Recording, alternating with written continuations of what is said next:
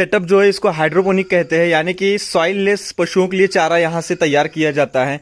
जैसे आपके पास जगह की कमी है, पानी की कमी है, या तो सॉइल की ज़मीन नहीं है, तो उसके जगह पे आप इससे छोटा सा ऐसा सेटअप तैयार करके मकई का चारा उगा सकते हैं। इस तरीके से मकई इसमें डाल सकते हैं और ये स्प्राउटिंग होता है और धीरे धीरे ऐसे बड़ा हो जाता है, ये देख सकते हैं। और ये बहुत ही बेहतरीन चारा है, इसमें न्यूट्रिशन वैल्यू भी अच्छी है। अगर छोटा सा आप गोट फार्म कर रहे हैं या गाय भैंस का फार्म कर रहे हैं तो उसके लिए आपको ये बहुत ही अच्छा है। डेली इसमें आप चाहे जितना मतलब बड़ा कर सकते हैं इसको और निकाल सकते हैं, इसमें प्रोडक्शन और पशुओं के लिए चारा डाल सकते हैं। इसमें पानी की व्यवस्था, ये छोटे छोटे माइक्रो स्प्रिंकलर हैं, ये टाइमर के ऊपर लगे रहते हैं। 10-15 मिनट में एक बार ये चलते हैं और ये भिगोते हैं और इस तरीके से ये चारा